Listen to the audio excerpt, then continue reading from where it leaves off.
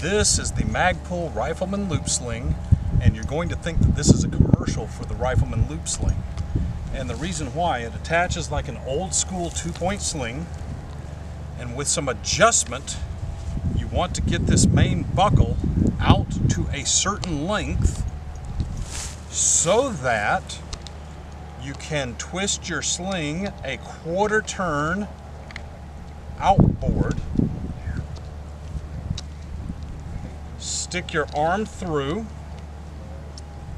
and you want your sling high up on your arm. You take the keeper, it's really tough to move it, and you tighten this down on your arm to the point where you can get 2 or 3 fingers in here comfortably. That's how tight you want this sling. From a sitting position, I can loop my arm in like that, and with my shooting hand I put the stock of the gun into my shoulder, and I assume my sitting position, and you can see that it's very, very stable.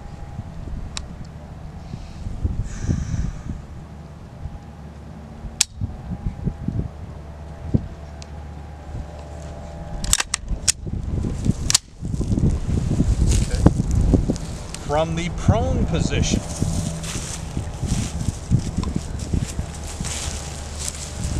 I want to angle my body away about 25 or 30 degrees.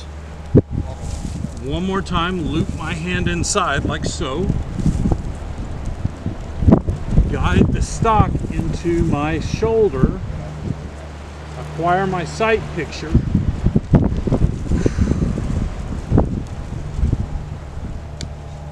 Steady my breathing.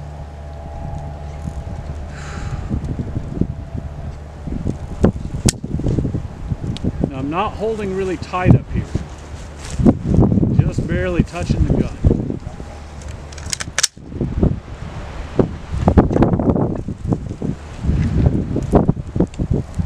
You'll notice that the magazine is not on the ground.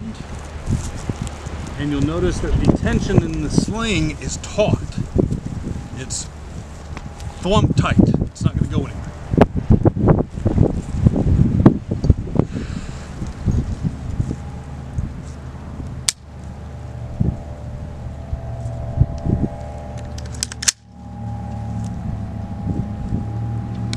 Makes operation silly, but I recommend these for people that shoot competition and are a high power 3-position, 4-position. I also recommend it for somebody who's shooting a bolt action rifle to learn this Olympic style prone and to learn how to use the sling, because now you have an opportunity to make a very steady shot at a very long distance without using a rucksack, without resting on the magazine, anything like that. It's just you and your rifle and your sling.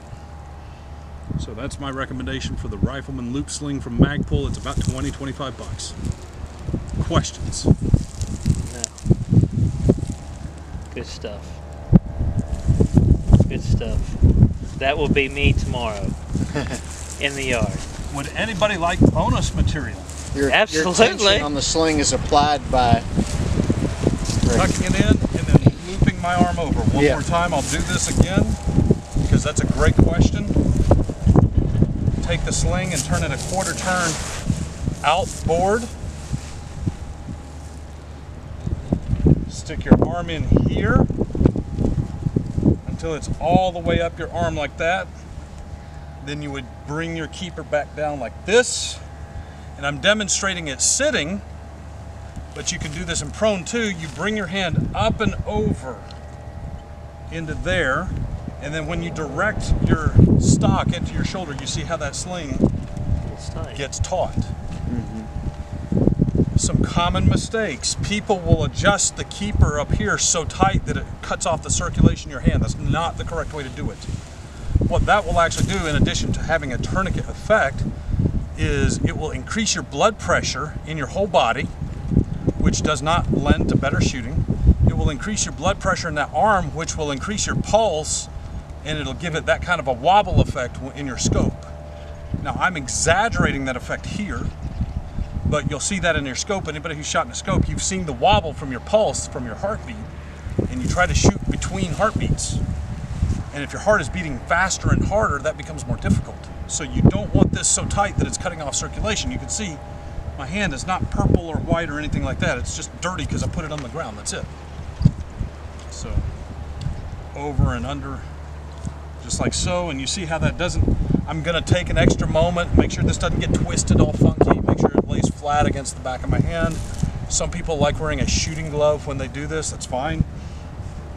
Be careful. As I've been talking, the sling has fallen from up high to down here near my elbow.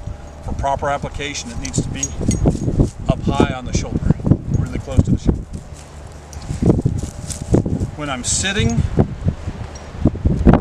I can adjust. Like right now, my gun is pointing into the ground about 20 meters ahead of me, so I can pull my hand back closer to me, and that adjusts with the sling to make it tight, and it brings my point of impact up. So now I'm a good solid 3 or 4 feet off the ground of where I was aiming just a moment ago. Aiming into the ground, aiming way off the ground. So that, and the same is true from prone. You can make micro adjustments from the prone position like that as well. Other questions? Okay. There's another way that you can use this sling, and many schools teach the hasty sling. And the way you can do hasty with this sling is to just loop your arm in and go like that. And that can be used standing, sitting. Don't try that in competition standing. They'll disqualify you. That's not legal. But if you're hunting or if you're in self-defense, cheat. So one more time, if you're standing and you need this, it's called hasty because you can do it in a hurry. Arm through, wrap around. Boom, now I'm in position. This can take a standing shot where most people have difficulty hitting a man-sized target between 50 and 100 yards standing. With a sling like this and some stability, even without resting the rifle on anything, I can and have done in almost every marksmanship class I teach, I can engage a target at 300 yards with effective fire. Just with a hasty sling. So one more time. Hand through as close to the shoulder as you can get it. Bring your hand up and over. And that gives you some tension pulling in on your sling. The big problem that people have is how far away should this buckle be? And you got to play with that for a little while at home. You got to mess with that and adjust it in, adjust it out until you get this part right here just at the right length when you're in prone. And then after that, then you adjust the end of this, and you can use this just as a regular carry strap.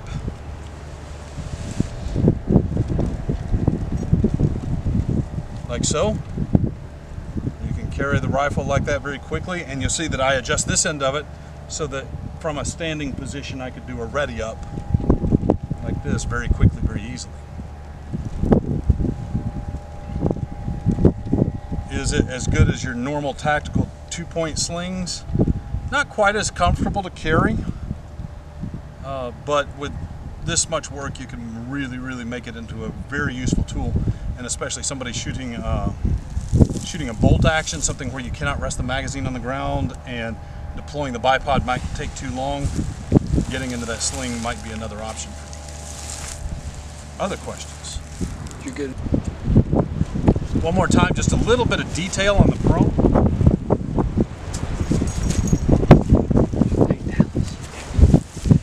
A standard prone would be done this way with the feet apart, heels down, where you're square onto your target.